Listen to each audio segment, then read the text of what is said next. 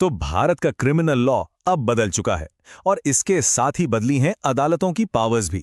आज हम बीएनएसएस के जरिए ठीक यही समझने वाले हैं कि कौन सी कोर्ट कितनी बड़ी सजा दे सकती है और इस पावर का जो पूरा स्ट्रक्चर है वो असल में है कैसा। सबसे बड़ा सवाल, मौत की सजा कौन सी अदालत दे सकती है? देखिए, ये एक ऐसा सवाल है ना जिसका जवाब हमें इंडिया के पूरे जस्टिस सिस्टम के स्ट्रक्चर को समझने में मदद करता है। तो इस सवाल का जवाब हमें मिलता कहाँ है? ये मिलता है भारतीय नागरिक सुरक्षा संहिता यानी बीएनएसएस के चैप्टर 3 में। असल में यही वो हिस्सा है जो अदालतों की शक्तियों का पूरा खाका तैयार करता है। तो ये बीएनएसएस आखिर है क्या? देखिए, आसान शब्दों में कहें तो ये वो नया कानून है जो इंडिया में क्रिमिनल जस्टिस की पूरी प्रक्रिया तय करता है। इसमें अदालतों की पावर्स भी शामिल हैं। तो चलिए देखते हैं कि सजा देने की ये पावर कैसे बांटी गई है। तो आइए न्याय की इस सीढ़ी पर सबसे पहले पायदान से शुरू करते हैं, मैजिस्ट्रेट की अदालतें। ज्यादातर मामले अपनी यात्रा यहीं से शुरू करते हैं और कह सकते हैं कि ये हमारे जस्टिस सिस्टम की नींव हैं। यहाँ पावर्स का बंटवारा बिल्कुल साफ साफ किया गया है।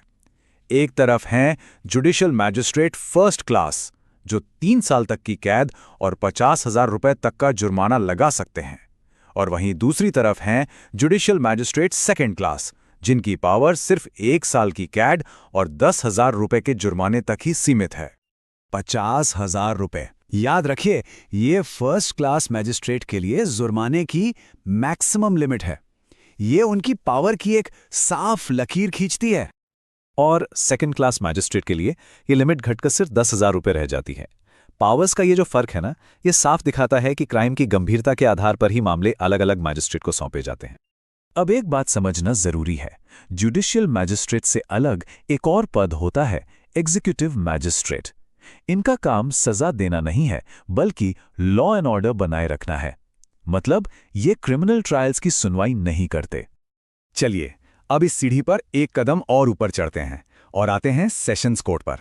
यहां से पावर्स बहुत ज्यादा बढ़ जाती हैं और मामले भी काफी गंभीर हो जाते हैं। सेशंस कोर्ट की पावर्स सच में बहुत ज्यादा है। वो कानून के तहत किसी भी अवधि की कैद दे सकते हैं, कितना भी जुर्माना लगा सकते हैं, उम्र कैद दे सकते हैं, और हां, सबसे बड़ी सजा यानी मृत्युदंड भी। लेकिन इस सबसे बड़ी पावर के साथ एक बहुत बड़ी शर्त जुड़ी हुई है, एक ऐसा चेक एंड बैलेंस जो इस पूरी प्रक्रिया में एक संतुलन बनाता है। और वो शर्त यह है कि सेशंस कोर्ट से मिली कोई भी मौत की सजा तब तक लागू नहीं हो सकती जब तक हाई कोर्ट उसे कंफर्म ना कर दे। ये हमारे जस्टिस सिस्टम का एक बहुत बड़ा सेफ्टी वॉल्व है। ये पक्का करता है कि जिंदगी और मौत का फैसला पूरी तरह से जांच पड़ताल और डबल कंफर्मेशन के बाद ही लिया जाए। और यहीं से हम पहुंचते हैं इस जुडिशियल लैडर के शिखर पर, हाई कोर्ट, जिसके पास सजा देने के मामले में कह सकते हैं सर्वोच्च शक्ति है। कानून साफ कहता है, हाई कोर्ट कानून के तहत दी जा सकने वाली किसी भी सजा को पास या मॉडिफाई कर सकता है।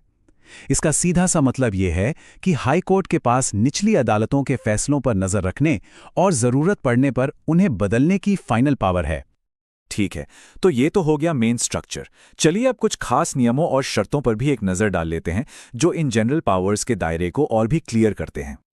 सेक्शन 27 एक बहुत ही सेंसिटिव मामले की बात करता है। अगर किसी केस में आरोपी की उम्र 16 से 18 साल के बीच है, तो उसका मामला नॉर्मल क्रिमिनल कोर्ट में नहीं चलता, बल्कि उसे जुवेनाइल जस्टिस एक्ट के तहत चाइल्ड फ्रेंडली जस्टिस के सिद्धांतों पर चलाया जाता है। इसके अलावा 2 और जरूरी नियम हैं।